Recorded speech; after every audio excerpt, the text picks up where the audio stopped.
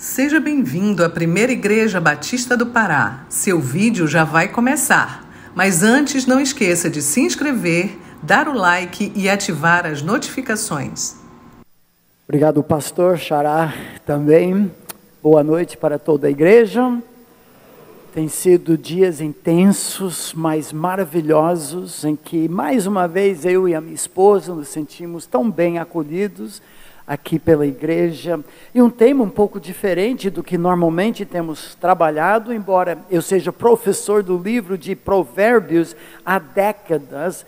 É um prazer conduzir o povo de Deus para descobrir mais desses tesouros de Provérbios. Pode colocar o primeiro slide, que tem sido o nosso tema desde o início, na sexta-feira à noite. O fato é que Provérbios diz que a sabedoria de Deus é como um tesouro. Provérbios capítulo 2, versículos 4 e 5, que temos usado quase como divisa, diz assim. Provérbios 2, 4 e 5.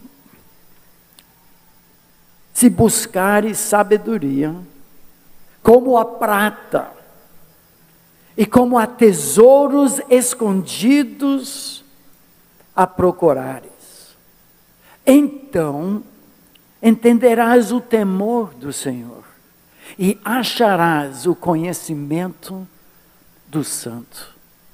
O tesouro da sabedoria de Deus está ao alcance de todos. Basta nós procurarmos, desejarmos, vermos a miséria do nosso coração exposto no livro, que mostra como nós somos tolos, vasos de barro, precisamos de Cristo. Colossenses capítulo 2, versículo 3, nos revela o fato de que quem busca o tesouro da sabedoria, uma vida acertada, uma vida bem vivida na pessoa de Deus, encontra Jesus. Colossenses 2, versículos 2 no final e 3 diz: Cristo, em quem todos os tesouros da sabedoria e do conhecimento estão ocultos. O maior tesouro é a pessoa de Jesus, que pela sua morte e ressurreição nos ofereceu a possibilidade de sermos sábios, de tomarmos decisões acertadas, de vivermos na presença de Deus, o temor do Senhor. Mas tem um problema. O inimigo nada gosta disso. Ele quer tirar de nós o tesouro, não quer que nós sejamos vasos de barro, mas que resplandeçam a glória de Cristo em nós. Ele quer quebrar esses vasos, ele quer tirar o tesouro. Hoje de manhã nós trabalhamos um pouco, um pirata, que rouba o tesouro, que é o temor aos homens. E que no lugar de Jesus entronizado no nosso coração, há ídolos, o ídolo do eu, que faz com que eu viva para agradar pessoas, para me dar o que eu quero, o que eu desejo. Mas nesta noite, queremos trabalhar um outro tema. Hoje fizemos um estudo profundo, intensivo, de um versículo só. Nesta noite nós vamos estudar 78 versículos. Mais ou menos. O título da nossa mensagem é Eu e a Crítica. O fato é que a palavra crítica não aparece no livro de Provérbios, mas o conceito sim. A ideia de ensino, repreensão, correção, e um palavrão para o mundo hoje: disciplina. Desses provérbios falam muito. É um pirata a maneira como nós lidamos com palpites, sugestões, abordagens, correções, ensino, repreensão e disciplina. Eu digo que esse pirata de cabeça dura, que muitas vezes é minha, Nossa, como homens, mas mulheres também. Para mim, para minha esposa, talvez para mim, foi uma das, se não a pior crise do nosso casamento. Minha cabeça dura. Havíamos passado mais ou menos 10 anos de casados, e eu, desejoso sempre de ser um homem de Deus, mais parecido com Jesus, mas não enxergava bem o meu coração. Eu vivia pela performance, pelo desempenho, pela máscara por trás da máscara dourada, como pastor, como missionário, professor de seminário, querendo manter o meu testemunho, como muitas vezes nós falamos, mas por trás disso, muitas vezes, era o temor aos homens, era o eu no trono, ter que ser perfeito em tudo, deixar um bom exemplo, um bom testemunho dos de fora. E um belo dia, a minha esposa, que é muito mansa, meiga, vocês, mulheres que já a conheceram, sabem disso. E ela chegou para mim, num belo dia, e com todo o jeitão suave dela, disse: Davi, tem algo da sua vida que está me incomodando. E mesmo que o amor cobre a multidão de pecados, eu percebo que tem uma área da sua vida que você não está notando, e não parece Jesus. E eu, querendo ser um homem de Deus, humilde, ensinável, prontamente respondi: você está errada! Eu, imagina, sou homem de Deus! Eu não sei exatamente o que eu falei naquele dia, mas eu sei que aquela máscara dourada, o escudo do eu, era quase impenetrável por qualquer um, e a possibilidade de alguém passar por trás e tocar dedo na ferida, que eu já sabia, era demais para mim. Eu tinha muitas técnicas, mecanismos de defesa, de me proteger, era justificação, racionalização, contra-argumentos. Eu sou muito rápido de pensar e responder. Uma das minhas técnicas prediletas para evitar a questão principal são piadas. Eu sou piadista, humorista. Mas isso deixava ela ainda mais irritada, frustrada, até o ponto de ela falar, e eu creio corretamente, porque ela nunca pecou, que eu percebi. Ela disse: Davi, pode esquecer, não se preocupe, eu sempre serei sua esposa, mas nunca mais nesta vida eu te critico.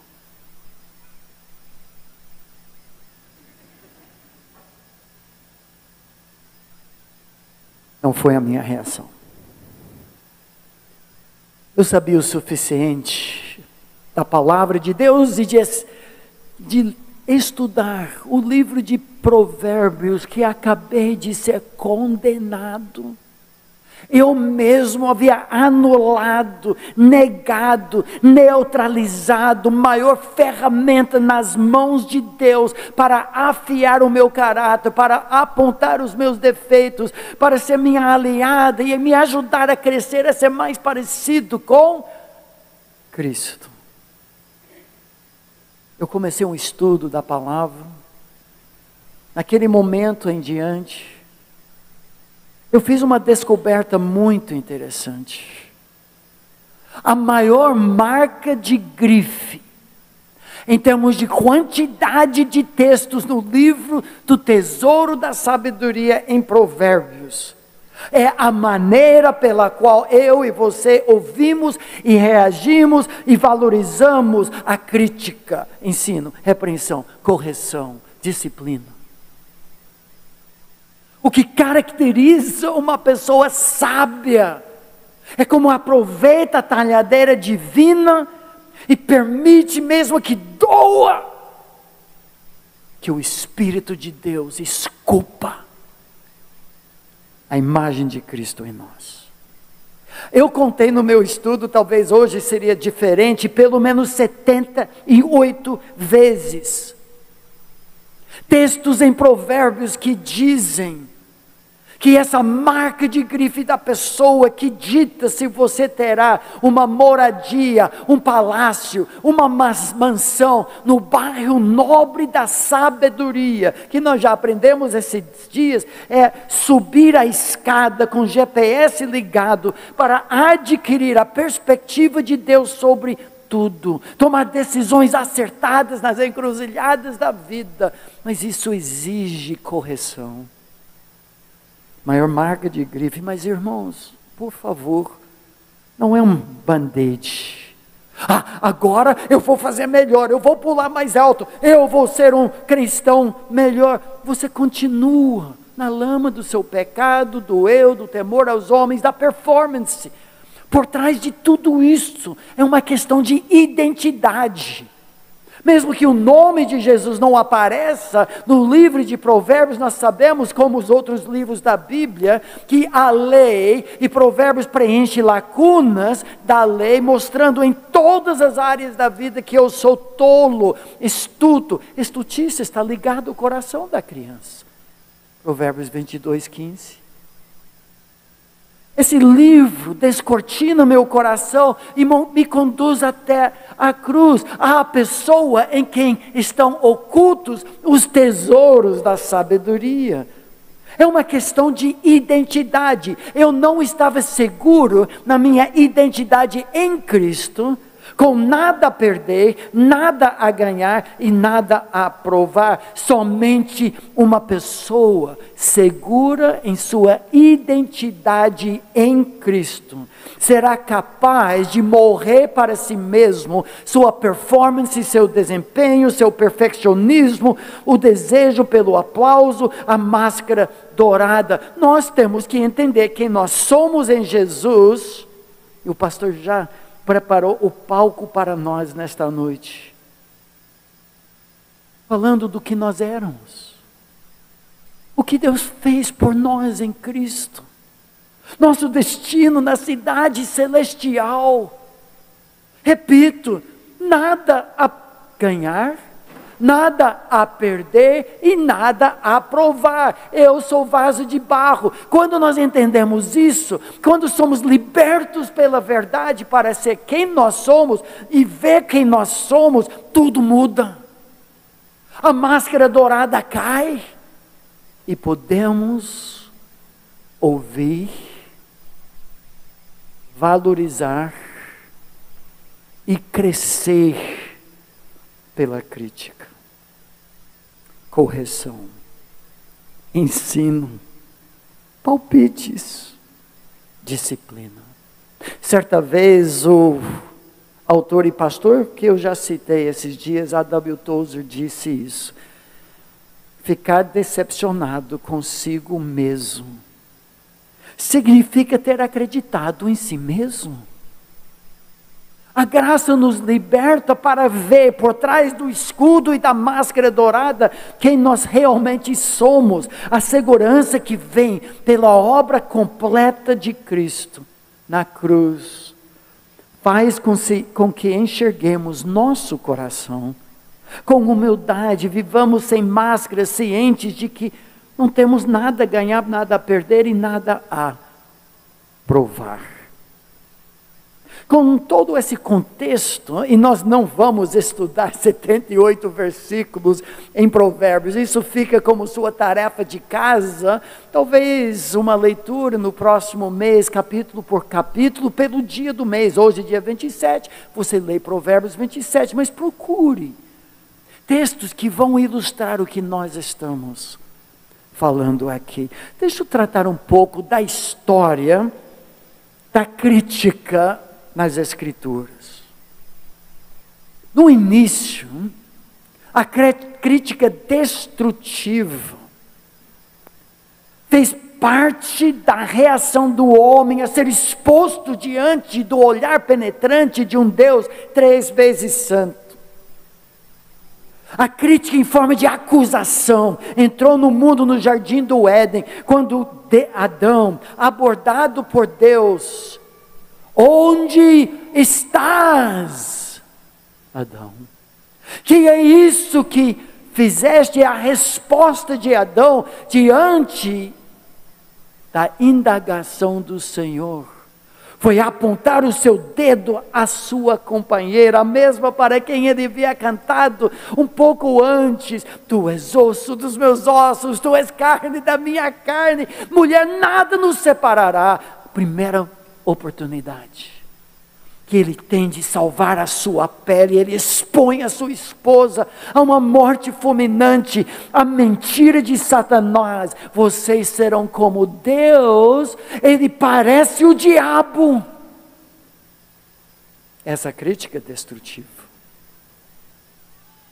que visa acusar o significado do nome Diabolos, o acusador dos nossos irmãos.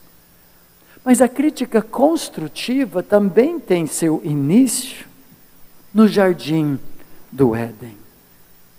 Porque foi Deus que não somente confrontou seus filhos amados como pai, que os disciplinou, não visando a sua destruição, mas o seu resgate. Deus aborda o homem e faz com que caia a ficha na vida dele. Nós precisamos dessa atuação de Deus, pela palavra, pelo Espírito e pelas talhadeiras pessoas que Ele proporciona para vermos o nosso coração. A crítica, que muitas vezes vem pelo confronto, pode ser a melhor ferramenta para produzir a imagem de Deus em nós. É o que nós temos que fazer com nossos filhos. O que o inimigo das nossas almas, que quer arrastar os nossos filhos com ele, arrebanhá-los no inferno, ele tira das mãos dos pais a disciplina. Então o filho peca, sai do caminho do Senhor, e os pais não fazem nada, porque tem medo da sociedade, da professora, da psicóloga. Mas Deus chama: você tem que trazer seu filho de volta, porque se você não o disciplina, você não o ama. E o inimigo tira esse instrumento das nossas mãos, o filho caminha, cambaleia para o inferno, nunca percebendo que é miserável pecador. Mas como o Provérbios diz, como o ferro com o ferro se afia, assim o homem ao seu companheiro. Na nossa igreja, temos uma senhora, professora de português. E cada vez que ela está presente, pastor, e eu prego, ela chega depois da mensagem com uma lista das palavras que eu falei errado, pronunciei errado, gramática errada. Eu vejo aquela senhora chegando, eu quero fugir para algum lugar. Não. Com todo jeitinho, ela chega, ela sempre começa: pastor Davi, deu para entender. Mas quando ela fala deu para entender, que abobrinha eu falei agora. Eu já troquei coelho por colher, ceia do Senhor por seio do Senhor, e tantas outras coisas.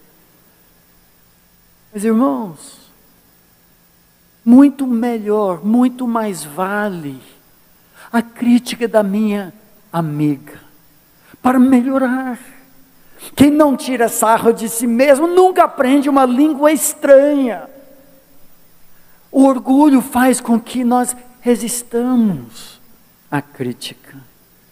Eu quero resumir todos aqueles 78 versículos, garimpando nas Escrituras, e o que sobressai são 3 pepitas douradas, conselhos bíblicos à luz da nossa identidade em Cristo, para receber a crítica. Em primeiro lugar,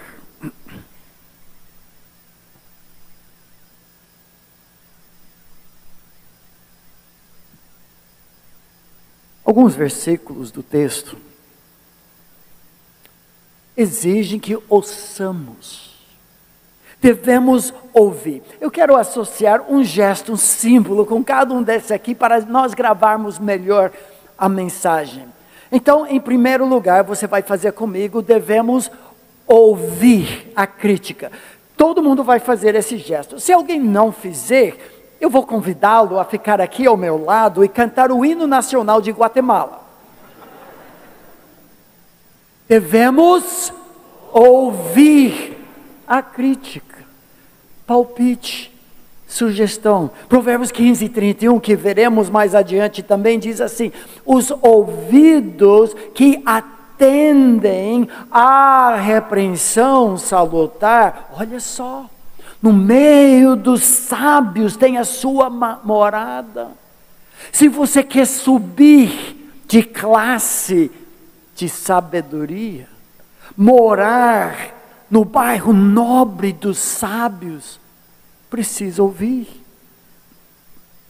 Outros dois textos, Provérbios 18:13, diz assim: responder antes de ouvir é estutícia e vergonha. Ouvir o conselho, recebe a instrução para que seja sábio nos teus dias por vir. Como essa palavra é importante para os jovens, para os nossos filhos.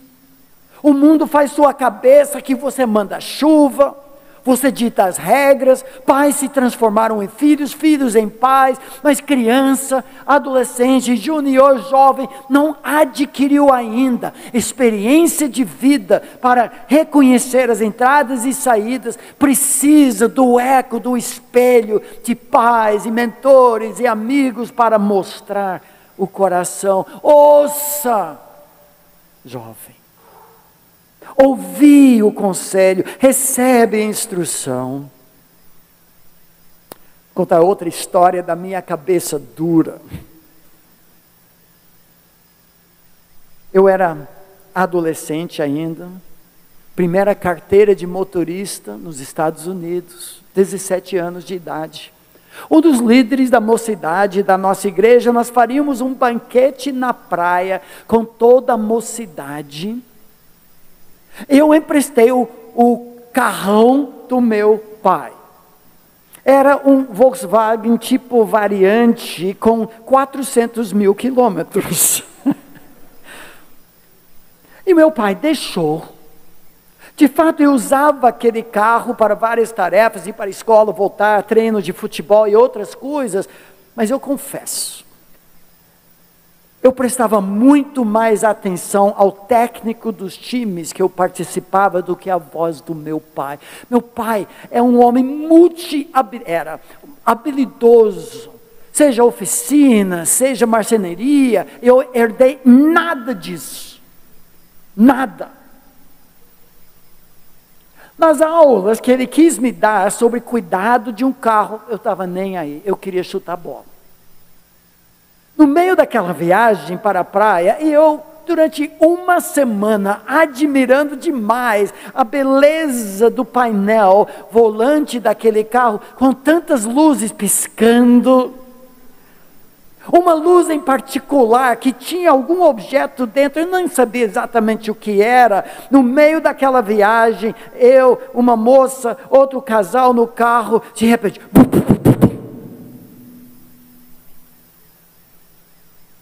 O que é isso? O carro parou. E alguém me informou que um carro não somente bebe gasolina, combustível, mas óleo também. Que coisa! Uma semana aquela luz piscava falando: me dá óleo, me lubrifique, eu nem aí, um alerta, eu, cabeça dura. Se eu tivesse ouvido o conselho do meu pai, provavelmente teria casado com aquela moça. Não, brincadeira. Teria sido um inferno, nem sei quem foi. É que tinha tantas. Não. Meus irmãos, Deus permite, Ele manda um alerta em nossas vidas. Perigo, através de amigos, conselheiros. Mas às vezes somos tão cabeça dura. Ah, minha amiga, esse namorado seu não está fazendo bem na sua vida. Você não é a mesma pessoa.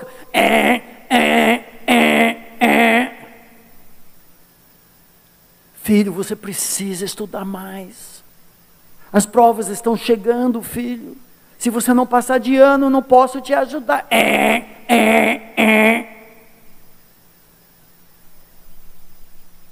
Esse é o processo de mudança bíblica. Temos que ouvir.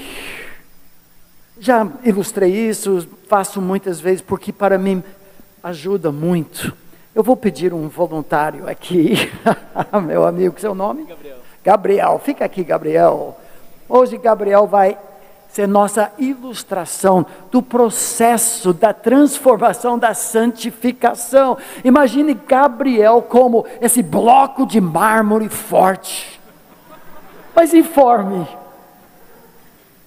E um belo dia, o Espírito Santo penetra a escuridão da sua vida, chega até o seu coração, ele é convertido a Jesus, se vê como miserável pecador, abraça Jesus como seu único e suficiente Salvador. A morte de Jesus pagou o preço dos seus pecados, a ressurreição de Jesus lhe deu nova vida, mas agora começa a obra. O Espírito Santo é como o escultor Mo, ele vê o original que é Jesus, ele usa o martelo da sua palavra para esmiuçar a pedra, diz Jeremias. E esculpir a imagem de Cristo em nossa vida, através de conselheiros, pastores, circunstâncias, pais, cônjuges, cônjuge, singular, de preferência. Circunstâncias. Se nós espantarmos, em nome de Jesus, essa dor, esse sofrimento, perdemos a talhadeira. Somos condenados a ser iguais quando nós nos convertemos. Se nós abraçarmos essa dor como vindo de Deus, essa pisca-alerta que Deus coloca na nossa vida, e nós colaboramos, nós cooperamos com isso, a imagem de Jesus é criada em nós, e as lascas do pecado que não parecem Jesus caem para a terra. Obrigado. Esse é o processo. Mas para isso nós temos que ouvir. O processo de disciplina bíblica que proporciona dor homeopática na vida dos nossos filhos. O grande perigo que nós corremos é o que eu chamo de lepra espiritual. Anos atrás eu tive a oportunidade de pregar numa colônia de pessoas leprosas na África, com um time de futebol. Eu tinha 20 anos de idade, preguei pela segunda vez na minha vida, mas foi um lugar que eu nunca esquecerei. Eu vi as pessoas deformadas justamente por essa doença chamada hanseníase, que eu descobri depois, não ataca diretamente os membros do corpo, e sim, indiretamente pela insensibilidade à dor. Dor, inclusive daquela palavra, daquele ensino, daquela repreensão, daquela disciplina, daquele palpite. Deus nos ama tanto que proporciona uma sensibilidade à dor para retirarmos-nos do pecado e corrermos até Ele. A pessoa leprosa encosta num fogão quente,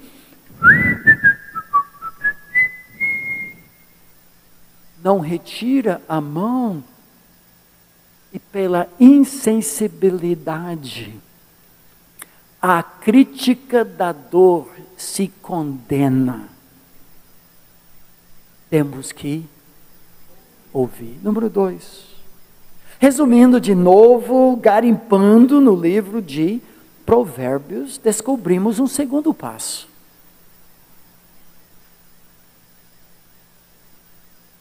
Aqui quero que você faça assim comigo.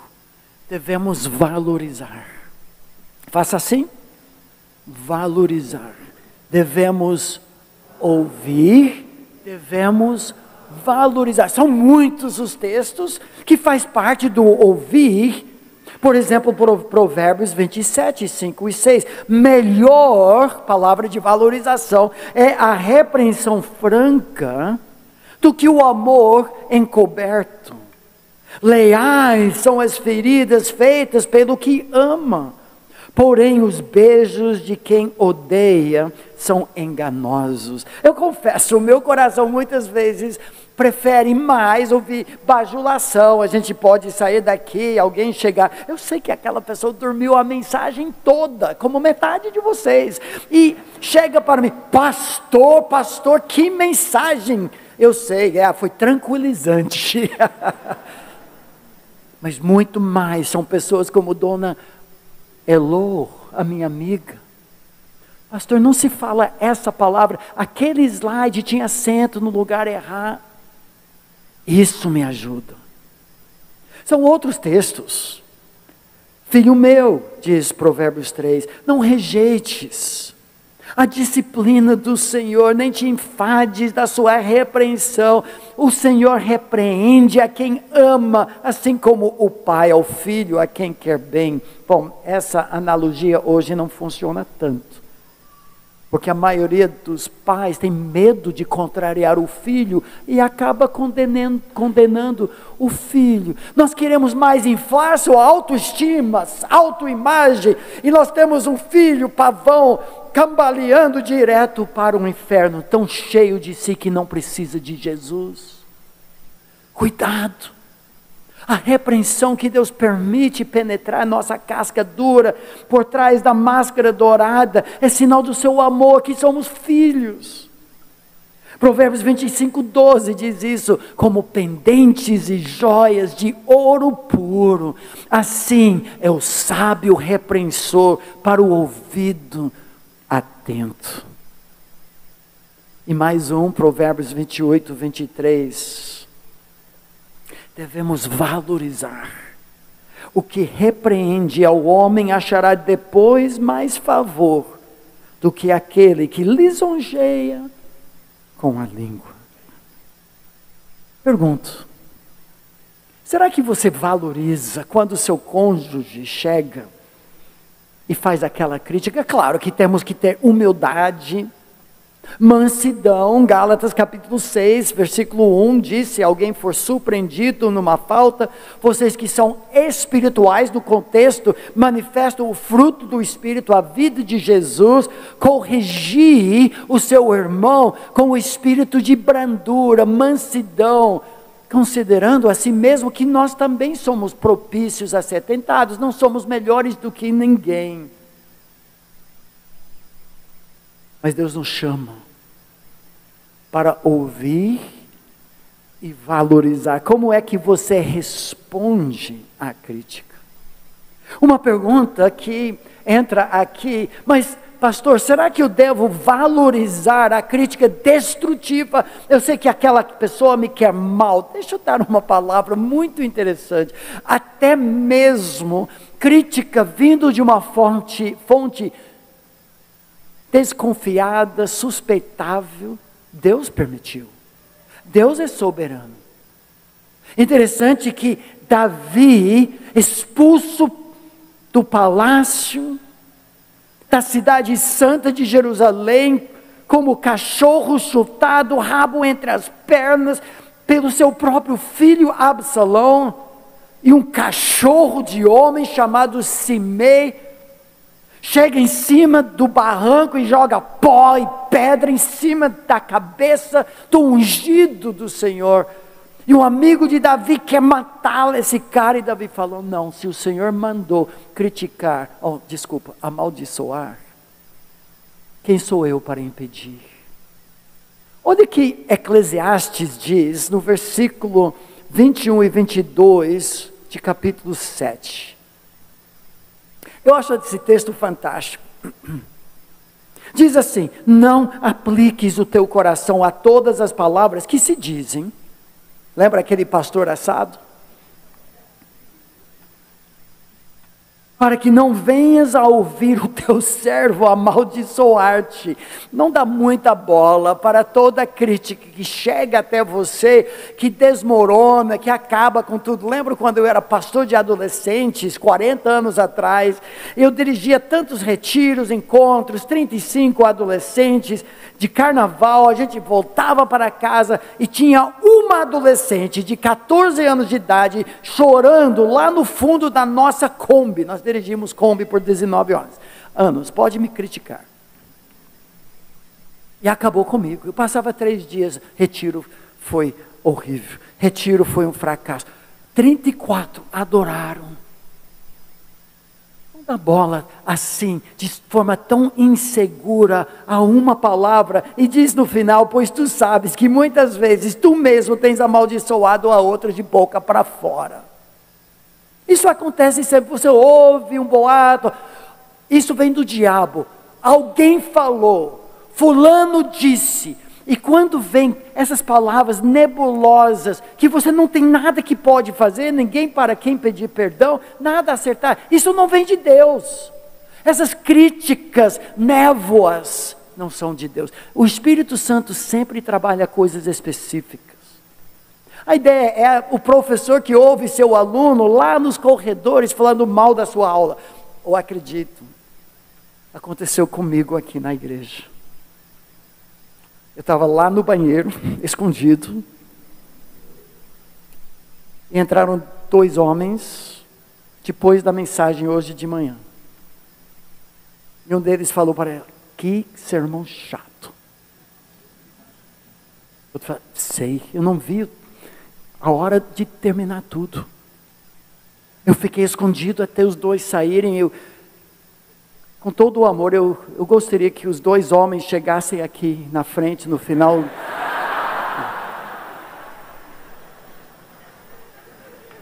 Irmãos, isso não aconteceu, tá bom? Graças a Deus que vocês são muito educados, mas é possível acontecer. Certa vez um professor fez isso e pediu para os 2 alunos que falaram mal da aula dele, lá no banheiro, chegarem depois da aula, e toda a turma veio para frente, que estava bem ruim. Como você responde? Racionalização? Contra-ataque? Mas você, a sua mãe... Escape, fuga. Eu não preciso ouvir isso. Desculpas, mas se você soubesse da infância que eu tive. Negação, você está errado, você vê errado. Alguém chega depois de uma classe de escola bíblica dominical e fala: seu filho foi muito difícil. Não, se você soubesse dar aula, então não teria esse problema. É problema teu, é sua tarefa. Cuidado. Humor, autopiedade. Você tem razão, meu bem. Eu não presto para nada, eu sempre erro, eu não consigo fazer absolutamente nada certo. Eu vou no quintal agora, eu vou comer minhoca, eu vou morrer. Infantilidade, autopiedade, que acaba virando a mesa para que a outra pessoa tenha que... Não, meu bem, não é isso, não faz tudo errado, só 99%.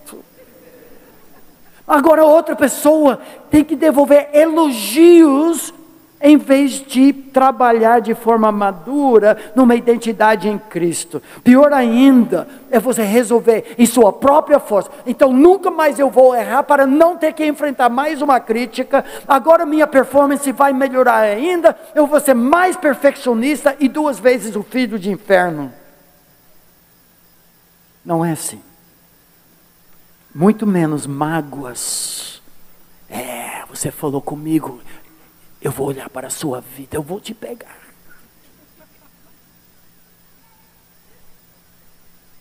Muito melhor seria aprender com humildade. Eu sou vaso de barro, eu sou salvo por Cristo Jesus, eu sou livre pela graça, eu não tenho nada a provar, nada a defender, nada a ganhar.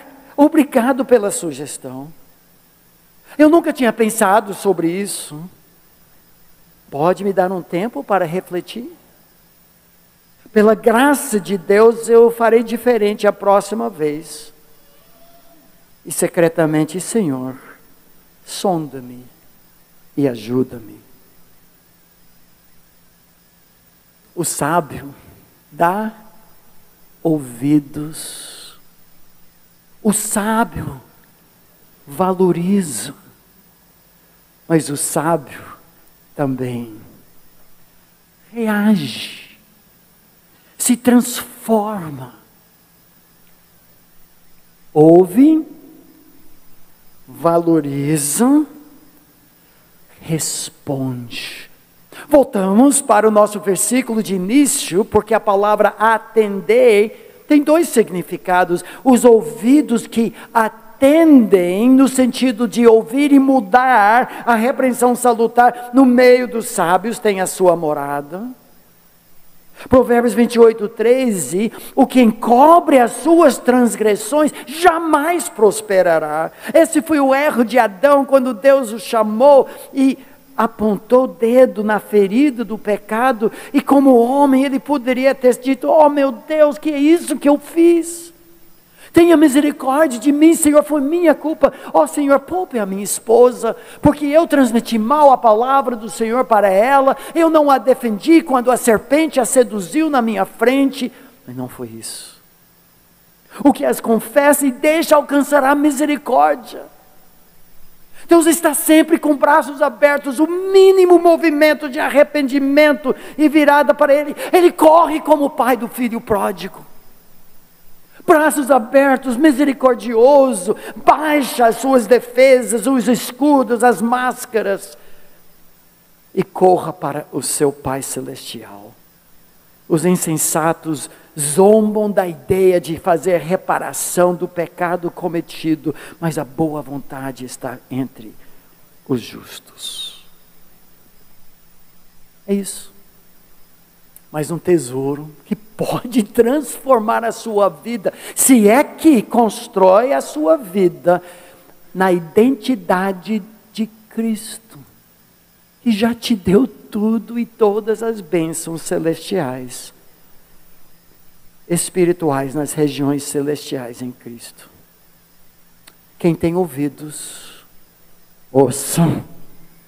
Ouça o seu cônjuge, ouça os seus filhos, ouça os seus pais, seus pastores e amigos e colegas e chefes e patrão.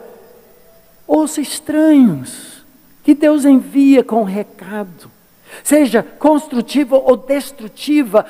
Ouça, valorize e responda de forma correta. Eu quero terminar contando a história que muitos aqui conhecem, que é clássica. Porque ilustra justamente a diferença entre o sábio e o astuto, entre o que ouve, valoriza e se transforma, e aquele que se obstina, é teimoso e morre. São dois reis com dois destinos, e você conhece, provavelmente. O primeiro, o rei Saul, que quando ele era humilde, mesmo sendo mais alto, uma cabeça acima de todos em Israel, escondia-se entre a bagagem, não queria se projetar, mas com o passar de tempo, cresceu muito aos seus próprios olhos, ao ponto de ninguém poder chegar junto e criticá-lo. E vemos a sua carreira indo para o abismo, até que no final da sua vida, depois de tantas vezes repreendido, se desculpar, mas o povo errou, o sacerdote, o Samuel, o Senhor atrasou, forçado pelas circunstâncias, sempre escorregadio, fugindo do olhar do profeta e de Deus. E no fim da sua carreira, Saul termina como amigo de bruxa. Eu olho para a vida de Davi. Os erros dele parecem muito maiores que os erros de Saul em muitos aspectos. Mas quando Davi ficou do outro lado do dedo do profeta Natã, depois do seu pecado horrível com Batseba, a morte do seu filho, o reino agora que vai desabar e dividir por causa do pecado dele, seus filhos se voltando contra o pai, coisas horríveis que aconteceram, mas quando foi criticado, e Natã diz: tu és o homem, Davi derreteu,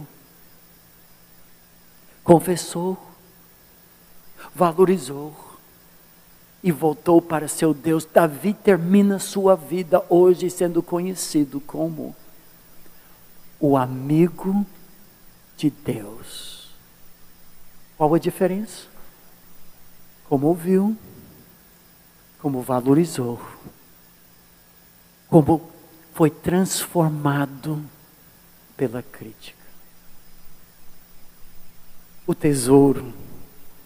Somente uma pessoa segura em sua identidade em Cristo será capaz de dar e receber crítica com humildade. Que Deus nos transforme. Faz pela última vez. Para ouvir, valorizar e responder à crítica.